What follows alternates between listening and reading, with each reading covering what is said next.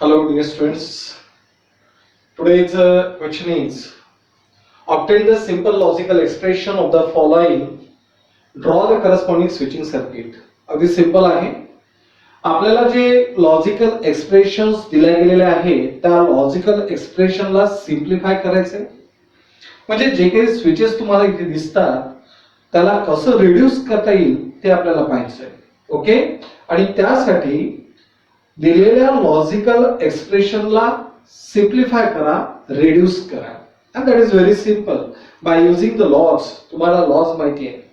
Lodge कुठले कुठले असतात तर idempotent law, commutative law, associative law, distributive law, De Morgan's law, identity law, complement law, absorption law आणि conditional आणि बाय कंडिशनल, हे सर्व जे लॉज आहेत याचा आधाराने याचा सपोर्ट आपण घेऊन इथे याला सिम्प्लिफाय करतोय. Okay, now solution number first, P or Q and negation Q, this logical expression you have to given, अशा पद्धतीचं लॉजिकल एक्सप्रेशन आपल्याला दिलेलं आहे. Now Q and negation Q, Q आहे आणि परत त्याचं निगेशन तुम्हाला दिसते आहे, म्हणजे अशा वेळेस आपण कुठल्या लॉ कडे जातोय, complement law.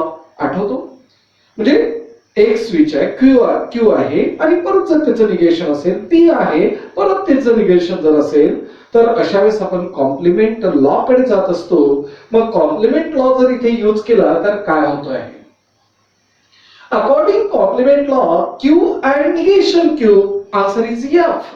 Answer is F. So P और F and here we use complement law. इथे आपण complement law यूज केलेला आहे. त्यानंतर P or F असं जर असेल तर अकॉर्डिंग आयडेंटिटी लॉ नुसार याचा आन्सर झालेला आहे P, that is identity law. Okay, आणि एवढं झाल्यानंतर मग यामध्ये परत आपल्याला काही सिम्प्लिफाय करता येत नाही. म्हणजेच this is the simplification of this logical expression. हे झालेलं आहे लॉजिकल एक्सप्रेशनचं सिम्प्लिफिकेशन. आफ्टर दॅट त्यानंतर आपल्याला काय काढायचं आहे, draw the corresponding switching circuit. आपल्याला स्विचिंग सर्किट ड्रॉ करायची आहे. तर ज्यावेळेस याचं करस्पॉन्डिंग स्विचिंग सर्किट काढायचं आहे तर पी मीन्स व्हॉट, पी कोणासाठी आपण घेतो आहे ते सुरुवातीला सांगा. Let P the switch S1, the switch S1. Okay, आणि एवढं झाल्यानंतर लॅम्प घेतो आहे ती लॅम्प कॅपिटल L. ओके, आणि एवढं झाल्यानंतर नाउ स्विचिंग सर्किट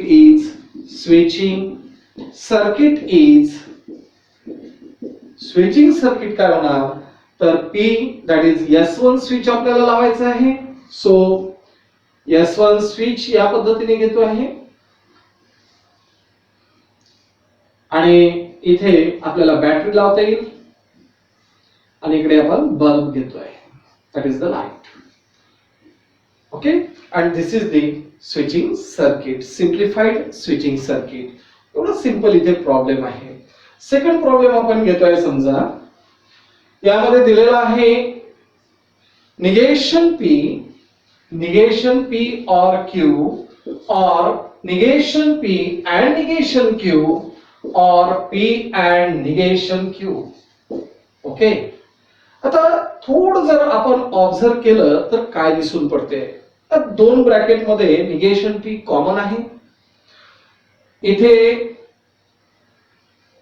आता इथे जर ऑर असेल, इथे काय आहे and. Negation P and Q और negation P and negation Q और P and निगेशन Q. मी जर या दोन ब्रॅकेटचा विचार, या दोघांचा जर विचार करतो आहे तर यामध्ये negation P is the common आणि निगेशन P कॉमन असताना यामध्ये इथे अँड दिसतो आहे आणि इथे काय झालेलं आहे ऑर. म्हणजेच आपल्याला डिस्ट्रीब्युटिव्ह लॉ यूज करता येईल. Yes, according distributive law negation P and Q और निगेशन Q. थोडं उलट जातोय आपण डिस्ट्रीब्युटिव्ह लॉ मध्ये. निगेशन P अँड Q और negation P and negation Q. म्हणजेच एवढ्या करता आपण हा डिस्ट्रीब्युटिव्ह लॉ यूज केलेला आहे. और P and negation Q as it is. Which law we use here? That is distributive law. हा झालेला आहे distributive law. After that, Q or negation Q जर असेल तर अशा वेळेस तुम्हाला माहिती आहे कॉम्प्लिमेंट लॉ यूज करायचा असतो. कारण Q आणि निगेशन Q आहे. So complement law, according complement law Q or negation Q, answer is T.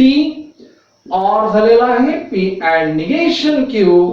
And which law we use? That is complement law. हा कॉम्प्लिमेंट लॉ आपण इथे यूज केलेला आहे. बरोबर. After that negation P and T म्हणजेच identity law use आपल्याला करता येईल.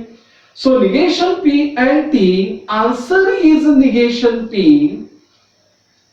Negation P and T, that is the identity law. आणि identity law नुसार negation P घेतो आहे.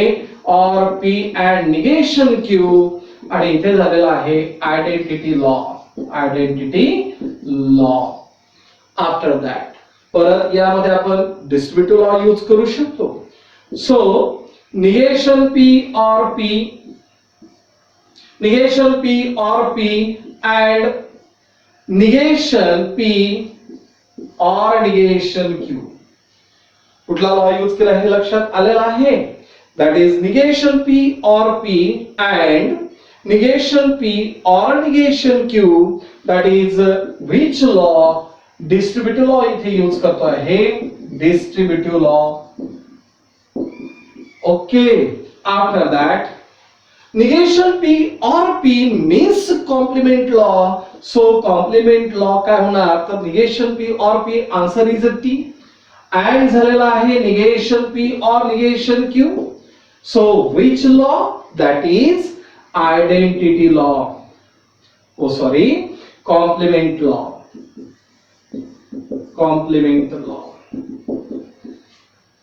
परत यामध्ये T and this term, that is negation P or negation Q. कारण T and this switch असं जर मी म्हणतो आहे तर याचा अर्थ T and P म्हणजे answer is P. So negation P or negation Q. So identity law. आणि मग मात्र यानंतर आपल्याला सिम्प्लिफाय करता येत नाही. तर आता यामध्ये तुम्ही काय काय केलेलं आहे सुरुवातीपासून पहा. या दोन ब्रॅकेट मध्ये निगेशन P कॉमन दिसतो आहे. इथे अँड आहे आणि ऑर ने जोडला गेला. So distributive law. Negation P and Q or negation Q or P and negation Q as it is, that is distributive law. Negation P and Q or negation Q, that is a T, means complement law. Negation P and T, answer is negation P, that is identity law. Negation P or P and negation P or negation Q, that is distributive law. Negation P or P, answer is T. And negation P or negation Q, that is complement law. इथे आपण complement law use केलेला आहे. And after that we use the identity law. Answer is what? Negation P or negation Q. And now we want to construct the switching circuit. आता तुम्हाला यामध्ये switching circuit draw करायचा आहे. So let P the switch S1, त्यानंतर Q the switch S2, बरोबर. त्यानंतर L, that is lamp घेतो आहे, that is L, the lamp capital L. आणि एवढं झाल्यानंतर मग याचा आपल्याला करस्पॉन्डिंग स्विचिंग डायग्राम काढायची आहे. मग स्विचिंग डायग्राम मी या भागामध्ये काढतोय. चालेल, कारण ते खाली जातो. तर switching circuit is switching circuit कशी ड्रॉ होईल. निगेशन P और निगेशन Q म्हणजे याचा अर्थ काय झालेला आहे की both switches are connected in parallel. दोन्ही स्विचेस पॅरलल मध्ये आहे. पॅरलल मध्ये जर असेल तर आपल्याला इथे स्विच या पद्धतीने लावता येईल. So parallel. ओके, हा झालेला आहे स्विच S1. परंतु निगेशन आहे म्हणजे S1 क्वाट, त्यानंतर S2 दॅट इज सिंगल क्वाट, आणि याला आपण बल्ब जॉईन करतो आहे दॅट इज लॅम्प, आणि इथे आपल्याला बॅटरी जॉईन करता येईल. Okay, and this is the complete circuit diagram. जे आपल्याला दिलेलं होतं एवढे सारे स्विचेस तुम्हाला इथे दिसतात. पी क्यू आलेला आहे, निगेशन पी आलेला होता, निगेशन क्यू, आणि मग याला सिम्प्लिफाय केल्यानंतर अगदी छोटासा आपल्याला लॉजिकल एक्सप्रेशन आलेलं दिसते आहे, आणि मग त्या लॉजिकल एक्सप्रेशनची आपण स्विचिंग डायग्राम काढलेली आहे. ओके, तर नेक्स्ट परत आपल्याला प्रॉब्लेम पाहायचा आहे. Third problem is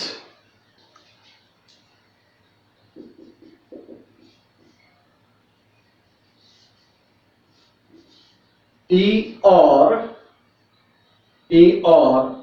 negation Q or negation R and P or Q and R. तर याला सिम्प्लिफाय करत असताना कुठे कसा लॉ यूज करायचा, थोडस लॉजिक आपल्याला लावायचं असते. ऑब्झर्व करा, इथे तुम्हाला एक हिंट म्हणून दिल्या गेलेली आहे. Q and R याला ब्रॅकेट मध्ये टाकल्या गेलेला आहे. मग हा जर पाहिला तर या डिमॉर्गन्स लॉ आपल्याला माहिती आहे. निगेशन Q और निगेशन R याला जर आपण डिमॉर्गन्स लॉ यूज करतो आहे तर negation of Q and R होईल, जो हा ब्रॅकेट तुम्हाला दिसतोय. म्हणजेच इथे आपण डिमॉर्गन्स लॉ सुरुवातीला यूज करू शकतो, जेणेकरून हा आणि हा सारखा बनेल. So P or negation of Q and R with the bracket and P or Q and R. Now look at here. आता यामध्ये तुम्ही कुठला लॉ यूज केलेला आहे, that is D Morgan's law. त्या डी मॉर्गन्स लॉ नुसार आपण याला सिम्प्लिफाय केलेलं आहे, बरोबर. आफ्टर दॅट या दोघांमध्ये तुम्हाला हा ब्रॅकेट आणि हा पी याच्यामध्ये ऑर दिसतोय, इथे सुद्धा तसंच दिसतोय, आणि इथे अँड आलेला आहे. म्हणजे डिस्ट्रीब्युटिव्ह लॉ कडे आपण जाऊ शकतो, बरोबर, कारण पी कॉमन आहे. So according distributive law P और negation Q, negation of Q and R and P or Q and R, Q and R. लक्षात घ्या, P or negation Q and P or Q and R म्हणजेच हा झालेला आहे, बरोबर. That is distributive law. हा झालेला आहे डिस्ट्रीब्युटिव्ह लॉ. हे लॉस थोडेसे तुम्हाला पाठ करावे लागतील. डिस्ट्रीब्युटिव्ह लॉ झाल्यानंतर मी जर याला पी कन्सिडर करतोय आणि हा सुद्धा पी होणार, म्हणजे निगेशन पी अँड पी झालेला आहे, म्हणजे कॉम्प्लिमेंट लॉ कडे आपण जाऊ शकतो.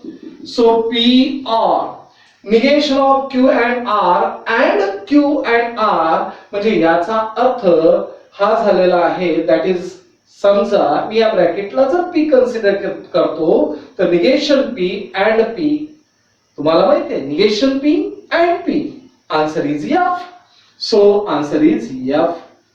तर हा कुठला लॉ यूज केलेला आहे, complement law. Okay, and P or F जर असेल तर आन्सर शेवटी झालेला आहे P, and that is which law, तर इथे झालेला आहे आयडेंटिटी लॉ. आणि एवढं झाल्यानंतर आता याचा आपल्याला सिम्प्लिफाईड सर्किट काढायचं आहे.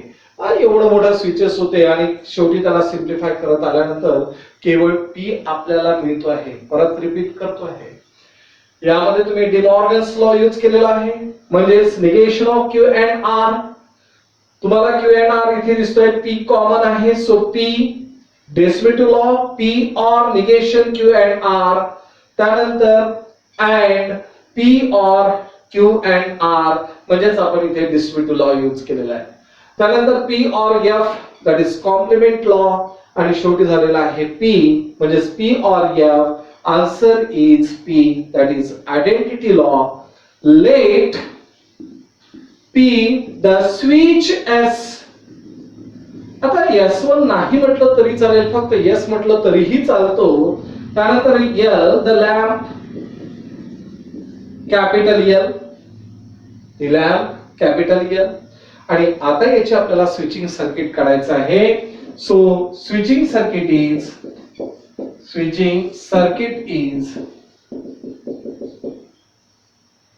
केवळ P आहे